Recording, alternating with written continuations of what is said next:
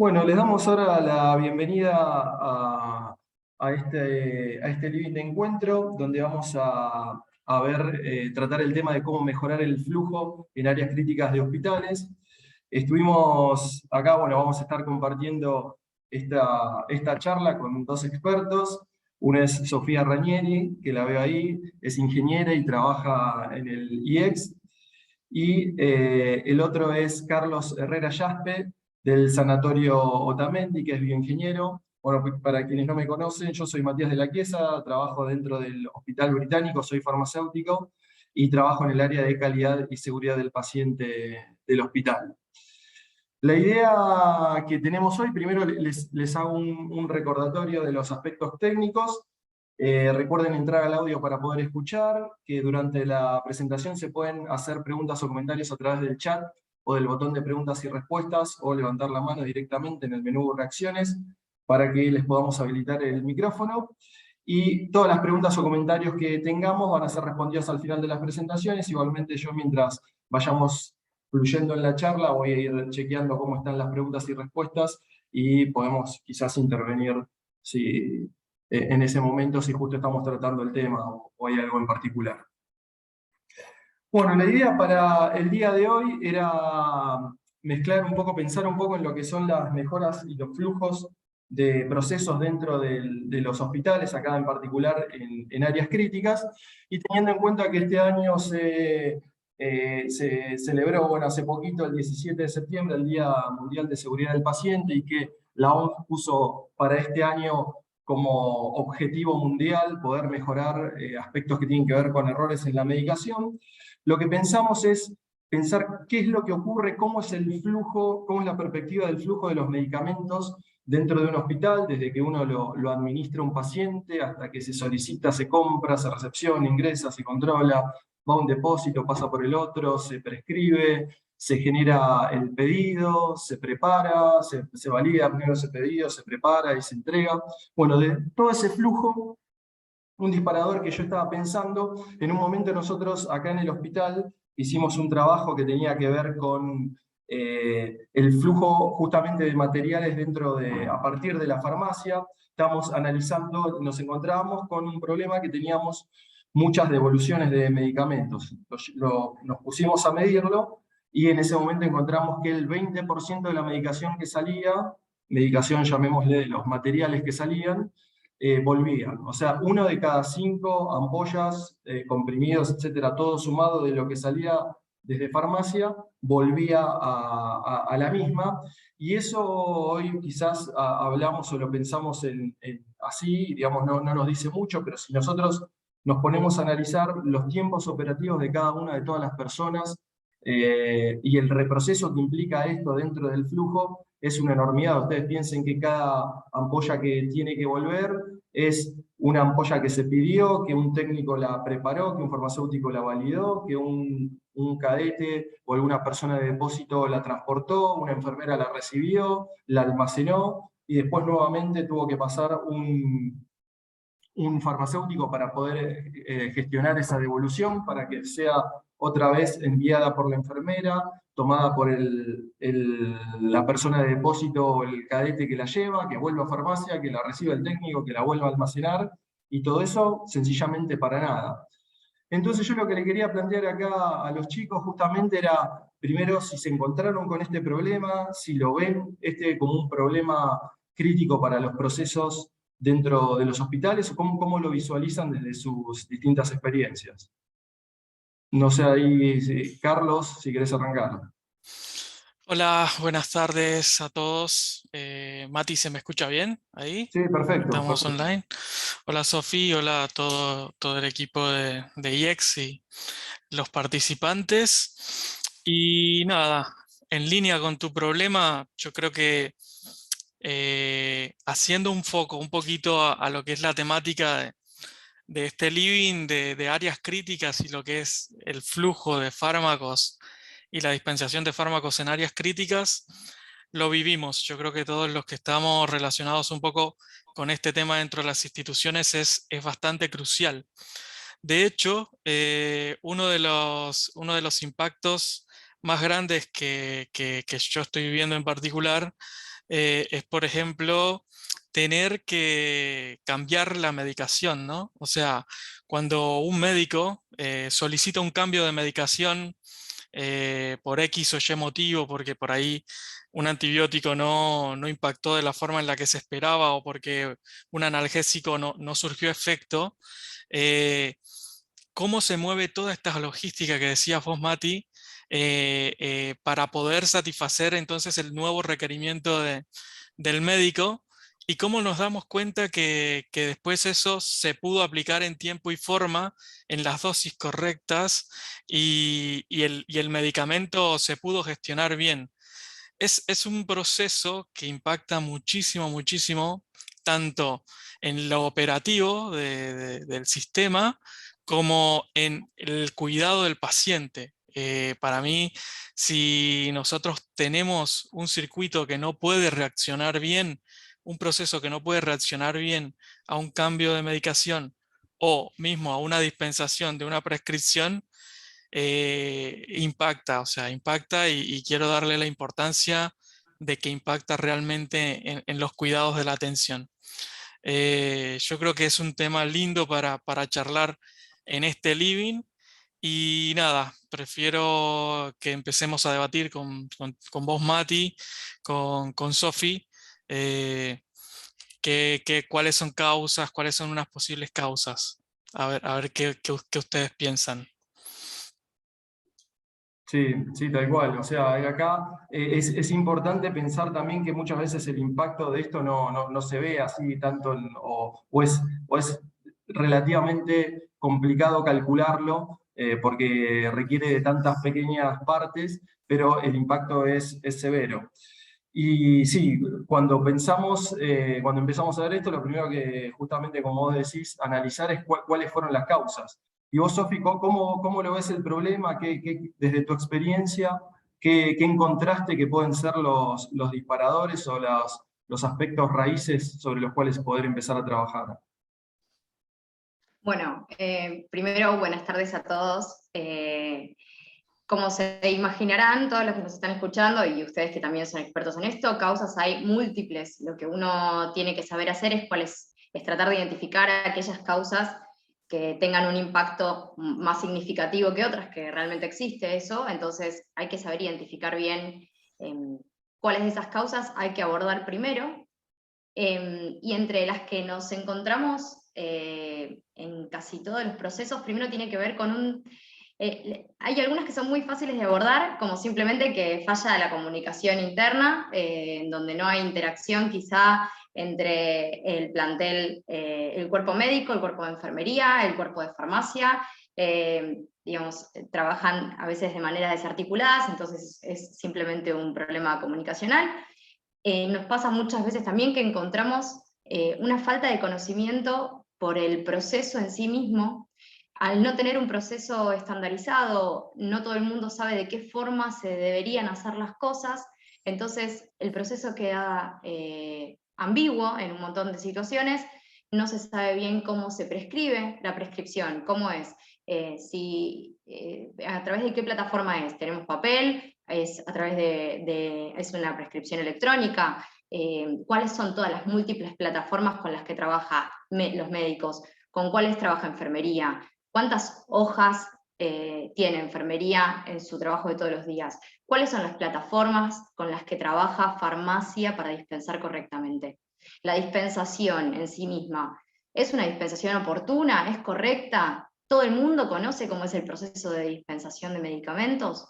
¿Cualquier medicamento o cualquier insumo es exactamente dispensado de la misma forma? ¿O hay un control de stock detrás de eso, un control de vencimientos de los determinados insumos o medicamentos? El recurso humano que trabaja en la dispensación puntual de áreas críticas. Por ejemplo, en la farmacia que podemos llamar farmacia satélite en los casos en donde exista. ¿Es un técnico? ¿Es un farmacéutico? ¿Es un administrativo? Y más aún, digamos, volviendo un paso para atrás, ¿no? En todo lo que hablábamos a nivel comunicacional, la interacción entre el equipo de médicos y el equipo de enfermería, que debería suceder como algo cotidiano, pero que sabemos que quizás es dificultoso y en el día a día a veces no es tan así, en cada una de nuestras instituciones. ¿Existe? ¿Cómo es el pase de guardia? ¿El pase de guardia lo integran solamente los médicos o hacen partícipe al equipo de enfermería o mínimamente al jefe de enfermería? ¿Hacen partícipe a los kinesiólogos? ¿Participan también a la gente de nutrición? Digamos, hay un montón de aristas en las que uno podría abordar, podría quizá indagar, hacer doble clics.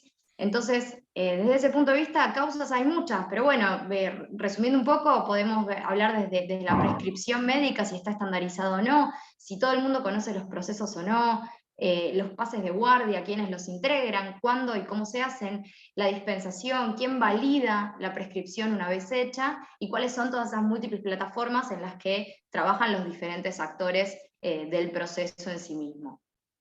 Claro, sí, acá se ve que es muy importante, digamos, las estructuras o cómo estén organizados los servicios. Es distinto una institución o una organización que tiene una historia clínica electrónica con prescripción electrónica, donde hay validación las 24 horas, es distinto una otra que trabaja en papel y que el farmacéutico pasa en un momento. Entonces después hay que revisar todo lo que ocurre después de que pasa el farmacéutico, queda en un limbo que pasa o no pasa. Después también hay aspectos coyunturales, ¿no? Que tenemos, por ejemplo, de como no me llega o como siempre farmacia comete algún problema, guardo de más, o ya que en vez de pedirlo y que necesito, como lo necesito urgente, lo agarro del otro paciente para lo uso y después lo repongo, y ahí empezamos a tener un montón de diferencias de stock o impactos que hacen que quizás solucioné este problema, pero me generé unos cuantos más a posterior, ¿no?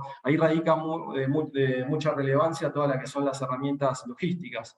No, Carlos, como todo lo que hablamos del control de stock, de cómo seguimos, cómo se mueven, cómo son esos consumos, cómo los controlamos, cómo los seguimos. Tal cual, Contame un Mati. poco. Tal cual. Yo creo que, ya metiéndonos un poco en cómo abordar estas problemáticas, es de vital o de mucha importancia entender cómo se registran los movimientos de los fármacos. O sea, es todo el control que se le puede dar operativo a lo que está pasando con el fármaco, ¿no? Si un fármaco se trasladó, si un fármaco se dispensó, se le registró a esta paciente, cómo se registra, que quién pueda ver esos registros, que no solamente el equipo de farmacia pueda ver lo que pasa con un fármaco, sino que el enfermero sepa qué es lo que pasa con sus fármacos, que el médico sepa si ya esos fármacos fueron administrados, que todo esté trazado, mismo hasta qué tantas devoluciones estoy trazando, trazar todo, las devoluciones, incluirlas otra vez en el stock general. O sea, yo creo que primer paso, nosotros tenemos que ser para ambos tipos de información, tanto para la información médica, un buen registro. Todavía los hospitales que cuenten con información en papel, historia clínica en papel, bueno, un buen registro estandarizado de su historia clínica en papel sobre qué se dispensa y cómo se dispensan los fármacos, mismo para la operación logística y el manejo de almacenes, cómo se registra esa información en cuanto a, bueno, farmacia, cómo puede ver cuánto stock hay en los office, enfermería, cómo puede ver cuánto stock tiene para dispensar y cuánto le hace falta. Todo, o sea, yo creo que el primer paso es el registro y después la supervisión y el control del fármaco, ¿no? Me quiero meter, por ejemplo, en temas un poco más profundos, como mismo los carros de paros también tienen que estar controlados, mismo la dispensación diaria tiene que estar controlada y supervisada, y todos esos movimientos deberían estar trazados, ¿no? O sea en un formato de papel o sea en un formato digital los que cuenten ya con ese tipo de dispensación, ¿no? Trazabilidad, un montón de trazabilidad, 5 correctos. Creo que eso desde el lado del control del stock y los fármacos va a ayudar un montón a mejorar este tipo de problemas. Y por otro lado, yo creo que mismo la gestión visual, ¿no? A veces, no sé, preservamos más o generamos más una cultura de no quiero que se pierda ningún fármaco, o no quiero, entendemos los fármacos de alto costo, pero no quiero que se pierda ni un fármaco, pero no los veo, no los encuentro, ni siquiera sé que están en ese cajón, o el enfermero en la mañana lo puso en un cajón y el enfermero en la tarde no lo vio. Yo creo que la gestión visual es clave para la gestión de fármacos. Tenerlos a la vista, los que se puedan, saber cuántos hay solo con una mirada, tenerlos marcados, rotulados para saber qué hay ahí. También todo lo que es medicamentos que se pueden confundir, los LASA, o sea, todo, yo creo que generar esos estándares entre gestión visual y control de stock es clave para evitar estos problemas que pueden surgir en la farmacia. Además, algo que nos estamos saltando un poco es el aporte que le puede dar un farmacéutico a todo lo que es la prescripción desde la terapia. Entender que los farmacéuticos y su rol en la terapia es para ayudar al paciente y no como un agregado de costo que le estamos poniendo a ese centro de costos solo por querer apoyar la calidad. No, la verdad que el rol del farmacéutico dentro de la terapia es clave también porque ayuda a orientar a los médicos en su prescripción y da soporte a todo lo que el paciente está recibiendo por parte del sanatorio, ¿no? ¿Ustedes qué piensan, Mati, Tal Sofía? cual. Sí, sí, también hay cuestiones como que son más del día a día, ¿no? Pero de tener de qué tipo de medicamento hay, entonces cuál es la alternativa, y quizás no estar pidiendo algo que no hay. ¿Cómo es esa comunicación de cuando tenemos un faltante, ya sea del mercado, de la farmacia o del stock? ¿Cómo se da esa ida y vuelta y esa situación en la que estén el médico, el enfermero y el farmacéutico en un mini pase, que se hablen y se den esas pautas básicas de cómo van a gestionar el resto del día? Yo creo que es fundamental. Acá los aspectos de comunicación son completamente transversales, y la relevancia de cada uno desde su perspectiva, la enfermera desde el uso, el médico desde la prescripción o de la necesidad, y el farmacéutico desde su validación, hace como le da una robustez al sistema, que muchas veces también es complicado de mostrar económicamente, sobre todo en las instituciones que son privadas, cuando te piden, bueno, ¿cómo justificamos ese farmacéutico que va a estar a la tarde o que va a estar el fin de semana? ¿Viste? Siempre generamos todas las estructuras para los lunes a viernes de 8 a 4 y después el resto vemos, ¿no? Entonces, ¿cómo se van encarando esas situaciones? Y pensando esto y teniendo en cuenta algunas soluciones que implementamos mismo también acá en el hospital cuando vimos estos problemas, les quería consultar a los dos cómo ven el uso, la descentralización de la farmacia, el uso de farmacias satélites, por ejemplo, en estos sectores como sería una unidad cerrada. Para mí, las farmacias satélites tienen un uso importante en lo que nosotros llamamos como logística de última milla o bueno, la rapidez con la que puedo responder ante un pedido, ¿no? O sea, mientras la farmacia esté más alejada del paciente, por teoría vamos a entender que va a tardar más en llegarle su medicación, su insumo. Cuando tenemos farmacias más cerca del paciente, vamos a poder satisfacer mejor su necesidad o más rápido su necesidad. Entonces, uno, hay que administrar muy bien una farmacia satélite, entender cuál es su rol, qué fármacos va a tener una farmacia satélite y nada, darle todo el apoyo y todo el soporte para que pueda cumplir su funcionamiento, que en un principio su misión debería ser tener de forma rápida algún tipo de medicamento para que el paciente se pueda dispensar, ¿no? Y organizar la estructura de la complejidad de los pacientes en estos casos cuando se trate de terapia o de unidades críticas, ¿no? Claro. No sé. ¿Vos, Sofi, cómo lo ves? Bueno, yo coincido con lo que está diciendo Carlos, y lo que adhiero es que claramente para tener una farmacia satélite hay que tener el proceso muy bien aceitado. uno desde Farmacia Central va a perder, lo pongo entre comillas, ¿no? Pero va a perder un poco el control de las medicaciones y los insumos que tiene, simplemente por estar físicamente en otro lugar. Por eso digo que hay que tener muy bien aceitado ese proceso, confiar en esas farmacias satélite, pero le vemos un impacto sumamente positivo, porque ustedes bien saben que los insumos y medicamentos que se usan en las áreas críticas no son los mismos que los que se usan para el resto de la institución. Entonces, tenerlos siempre al alcance para poder administrarle al paciente en el momento oportuno, cuando se requiera, y no esperar procesos logísticos de dispensación desde la farmacia central hasta el pie de la cama del paciente de terapia intensiva, y la realidad es que tiene un impacto súper positivo, pero como digo, hay que saber, digamos, todo el mundo tiene que estar al alcance del proceso y conocerlo muy bien, porque si no vamos camino al fracaso posiblemente, o como decía al principio, a libres interpretaciones o ambigüedades del proceso. Y ahí es cuando se pierde un poco el control del insumo o de lo que yo estoy administrando.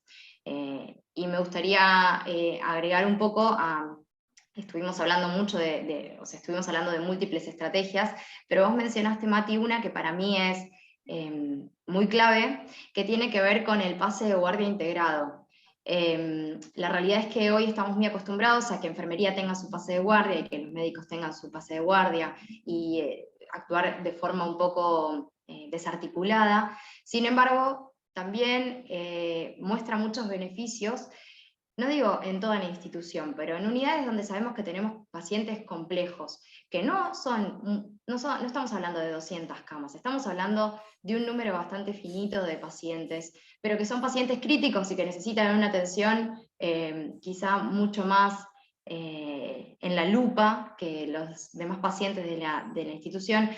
Vale la pena quizá poder hacer un pase de guardia donde estemos integrados los médicos con los enfermeros, con la gente de kinesiología, con los nutricionistas, mínimamente un representante de cada uno, y que después se genere el pase de guardia más específico de cada especialidad, si es que así lo requieren. Pero me parece que vale la pena que esta comunicación fluya mucho mejor.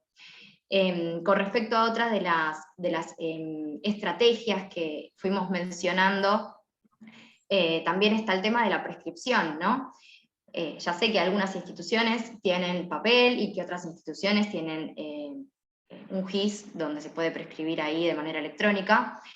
Ahora bien, los formularios, las prescripciones, ¿están estructuradas? En el caso de que la respuesta sea no, digamos, se tiene texto libre para que cada profesional ponga lo que le parece y que encima la persona que tiene que leer esa prescripción no entienda la letra o no entienda simplemente qué es lo que escribió ese médico y tenga que ir a preguntarle, y ahí perdemos tiempo, y si el médico no está, ¿qué hacemos? Hay formas de, por ejemplo, tener un formulario para prescripciones que esté estandarizado, hasta podemos clasificarlo por colores, atribuyendo un poco a la gestión visual que mencionó Carlos hace unos minutos. Podemos clasificarlo por colores de acuerdo al tratamiento, a lo que se quiera indicar al paciente.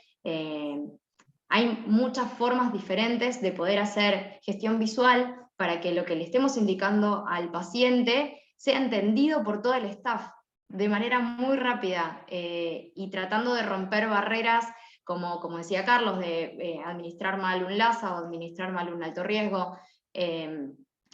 Y acá vuelvo un segundo al inicio de todo esto, que para mí la clave del éxito va a ser que todo el mundo entienda cómo es el flujo del proceso en sí mismo. Digamos, el médico tiene que entender bien cómo funciona farmacia cuando pide un nuevo medicamento, y cómo es enfermería para ver su nueva indicación médica. No puede ser ajeno a eso. No es que el médico prescribe y ahí quedó todo. No, el médico tiene que entender cómo hace enfermería para recibir su indicación. ¿Cómo hace el médico después para ver cuándo enfermería efectivamente administró el medicamento que el médico prescribió? Esos no son procesos aislados, son una gran interacción en sí misma, y la forma de estandarizar eso y de darlo a conocer es un poco tener un mapeo de ese proceso y que todos puedan tener acceso a ese mapeo. Así que me parece que la estandarización y el conocimiento del proceso es como un buen inicio para atacar todas estas situaciones. Pero acá voy a romper un poco este living de encuentro. Yo ya sé, Mati, que vos sos moderador, Pero con Carlos, perdón Charlie, pero te involucro porque sé que vas a opinar como yo en este tema. Hay un punto muy central y más fácil aún que mapear o estandarizar un proceso que tiene que ver con el factor humano. Pero considero que vos, Mati, aunque seas el moderador, vas a poder explicar mucho mejor que Carlos y que yo cuál es la incumbencia del factor humano y cómo habla la gente y cuál es el problema comunicacional en este tipo de situaciones. Sí, sí, bueno, no, sí, básicamente lo que hablamos es que más allá de las herramientas, justo estoy acá leyendo algunas de las preguntas que van haciendo y, por ejemplo, una nos dice, ¿cuál es la mejor manera de controlar el stock? Habla de los Pixies, por ejemplo, un farmacéutico en el lugar. Hay muchas herramientas que, como toda herramienta, nos dan una posibilidad de eficientizar un proceso. Ahora, si el proceso de base está mal o está falto de comunicación, va a ser difícil, o sea, la herramienta vas a terminar diciendo que no te sirvió o que no es útil, cuando en realidad el problema no está en la herramienta en sí, sino en las cuestiones humanas. A ver, las herramientas que utilizamos en la industria de la salud son las mismas que se utilizan en la aviación, pero yo siempre digo, la única diferencia es que ellos se hablan y se escuchan.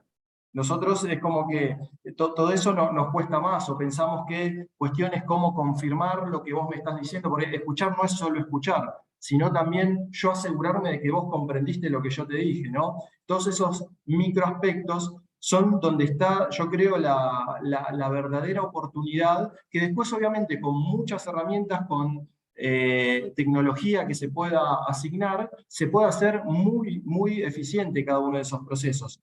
Pero la base es la base, y desde cómo ordenamos el office de medicación, cómo identificamos los medicamentos que son LASA, cómo identificamos los psicotrópicos y estupefacientes, los medicamentos de alto riesgo, que si un enfermero rota en todos los office que haya en ese mismo hospital, la medicación tenga más o menos una lógica similar, para que uno pueda saber inmediatamente. Todos esos microtiempos que vamos perdiendo, yo creo que ahí uno siempre tiende a pensar como que va a llegar una solución mágica que me va a librar de todo y me va a solucionar el problema en 2 minutos, y en realidad la solución viene en micro intervenciones que se van haciendo en distintas partes, y justamente la cuestión de la comunicación, de estar todos los involucrados, todos los que tenemos que estar en un determinado momento. Como decía recién que veía en el ejemplo anterior que me encantó, con una pizarra adelante, no hace falta tener una computadora ni ningún sistema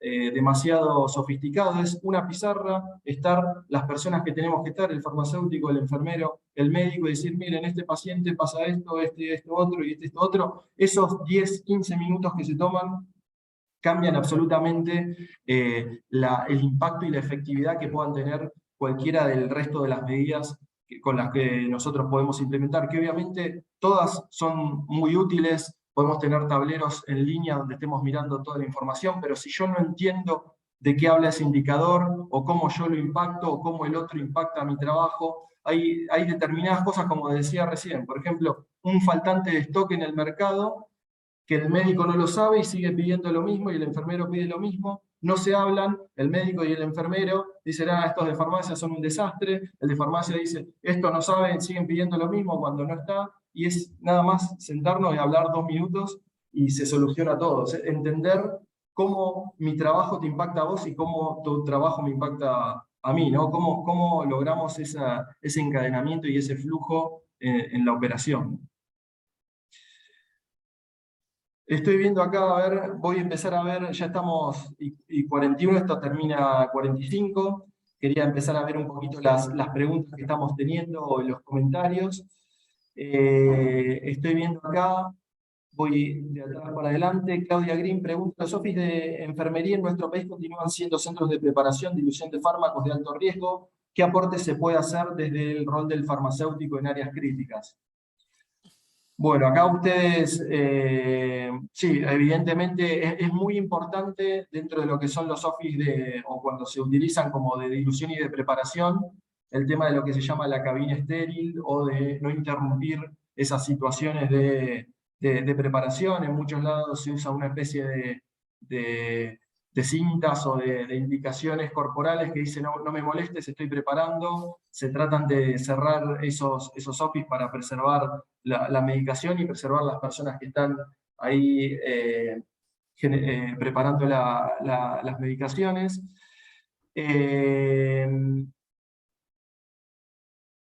Acá habla otra persona, dice, hay un error conceptual y considero que eso es porque quienes hablan no son profesionales de enfermería en cuanto a que se menciona la rotación del servicio de enfermero, algo más equivocado ya que no corresponde, aunque lamentablemente todavía... Está bien, sí, bueno, acá habla justamente de esa polifuncionalidad de los enfermeros y qué ocurre cuando se lleva a un enfermero de un lugar a un lugar que no está capacitado, o mismo entre distintas áreas, si uno tiene una UTI y una UCO que por ahí están separadas, que uno pase de un lado a otro, o dentro de las mismas UTI, cómo es la asignación de los enfermeros en cada una de esos lugares. Acá preguntan justamente acerca del rol de las farmacias satélites, que hablamos, el rol del farmacéutico. ¿Cómo es el tema del momento de urgencia? O sea, porque está todo muy lindo cómo vamos registrando y cómo nosotros llevamos adelante los registros dentro de los sistemas, pero ¿qué pasa cuando necesitamos la urgencia? ¿Ustedes cómo ven esa situación? Que necesito, como generalmente se trata dentro del carro de paro, pero ¿cómo es el registro a posterior? ¿Cómo se regulariza lo que ocurre dentro del contexto de una emergencia o de una urgencia?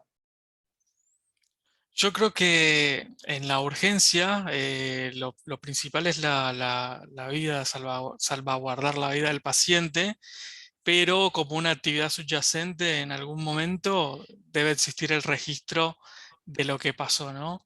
Eso es vital también para proveer a ese carro de paro o a ese sector de los medicamentos que fueron usados en la emergencia. O sea, uno se tiene que usar. La verdad que en ese momento, por el momento mismo, se está solamente atento al paciente, pero el posterior registro de qué fue utilizado, de hecho, existen algunos métodos para saber qué se utiliza en esos momentos y después eh, ser registrados correctamente, ¿no? Tal cual. Acá tenemos una mano levantada de Cristian Gallo. Cristian, si querés, puedes habilitarte el micrófono.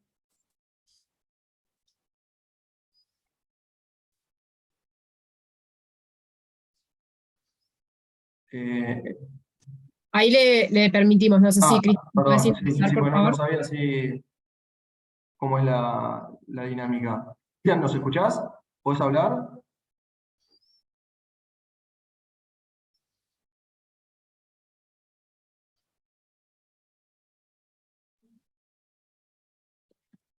Bueno, Cristian, cualquier cosa, si puedes escribir por lo menos Sí.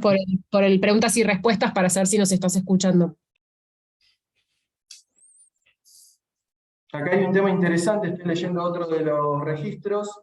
Nos habla de cómo ven ustedes desde su perspectiva de ingenieros el costo-beneficio de implementar una farmacia satélite. ¿Lo ven viable? ¿Qué datos se toman como para poder, o de qué manera podemos medir la viabilidad o la factibilidad de implementar una farmacia satélite?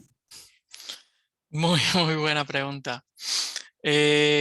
Nosotros creemos que las farmacias satélites no son necesarias por la misión y visión de las instituciones. Yo creo que son instituciones que primero deben salvaguardar la responsabilidad médica de las instituciones y de los pacientes, y que después hacemos los números. Yo creo que en este caso particular, la verdad que el costo marginal que tienen las farmacias satélites es subsanado con la calidad de la atención que reciben los pacientes en las farmacias, en las terapias intensivas y los cuidados críticos.